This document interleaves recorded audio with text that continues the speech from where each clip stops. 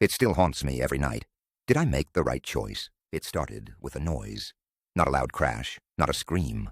Just a small, barely noticeable noise in the middle of the night. A soft shuffle, like someone moving just outside my bedroom door. I live alone. I sat up in bed, my heart pounding. Maybe it was my imagination. Maybe it was the apartment settling. I grabbed my phone, checked the time, 3:12 a.m. Too late for anything normal to be happening. Too early for me to write it off as nothing. I got out of bed as quietly as I could, creeping towards the door. I pressed my ear against it. Silence. But the feeling didn't go away. The kind of feeling you get when someone is watching you. I finally worked up the courage to open the door. The hallway was empty, just the soft glow of the streetlight seeping through the blinds. I checked the front door, locked, just as I had left it, every window shut, nothing out of place. I told myself I was being paranoid and went back to bed. The next morning something felt off. My keys weren't where I usually put them. I always leave them on the small table by the door, but now they were on the kitchen counter. Maybe I had just forgotten. Maybe I was overthinking. Then a few days later, I noticed my fridge was slightly open when I got home. Nothing was missing, but I knew I hadn't left it like that. I started making mental notes of how I left things, took pictures, double-checked every door and window before bed. I even started placing small objects in certain ways to see if they moved. They did. One night, I left a cup upside down on the table. In the morning, it was right side up. I locked my bedroom door before sleeping, and when I woke up, it was slightly open. Someone was in my apartment. I called the police. They did a quick check, found nothing, and told me it was probably just me being forgetful. Maybe you have a sleepwalking problem, the officer joked. But I knew better. So I set up my old laptop with a motion-activated recording program and left it running overnight. The next morning I checked the footage. The first few hours were nothing but darkness and silence. Then at 3:11 a.m. the screen flickered. The motion detection had triggered. I held my breath as I watched. The bedroom door, which I had locked, slowly creaked open. A shadow moved in the hallway.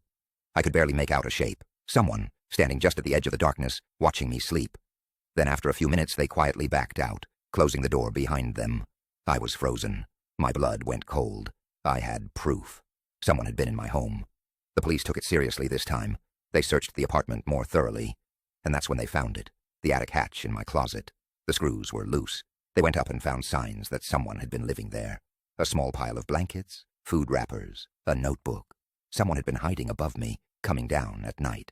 They never caught him. All they found was a broken lock on the building's maintenance entrance. I moved out the next day, thinking it was over. A fresh start, a new place, a safer home. But on my first morning there, I found an envelope slipped under my door. No return address.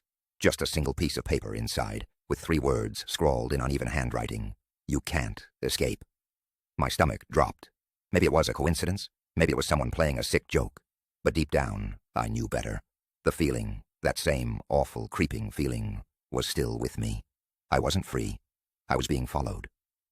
As the days passed, strange things started happening again. Lights flickering, doors slightly ajar. When I was sure I had closed them, whispers at night, just beyond my hearing. It wasn't just a stalker. It was something worse, something that didn't just want to watch. It wanted something from me. I started researching, desperate for answers, and that's when I found the stories, others just like me. People who had moved, run, fled, only to be followed. A pattern emerged. They all spoke of the same dread, the same presence, the same message, and then I found the truth. The only way to get rid of it was to pass it on, to choose someone else, to make them the new target. I didn't want to believe it, but the more I resisted, the worse it got. The shadows grew darker, the whispers turned to voices, and at 3:11 a.m. I felt something standing at the foot of my bed. I had to make a choice. And so I did. I started watching, not for it, but for someone else, someone who wouldn't see it coming, someone who might dismiss it as paranoia. It wasn't easy. My conscience screamed at me, but I knew. If I didn't do it, it would take me. So I found her, a woman in my building, friendly, new to the area, excited about her fresh start. I left an envelope under her door, no return address, just 3 words scrawled in uneven handwriting. You can't escape. That night, I slept soundly for the first time in weeks, and at 3:11 a.m. I didn't wake up. The curse had moved on, but now every so often I wonder, how long until she realizes, how long until she finds the truth, and if she does, will she make the same choice?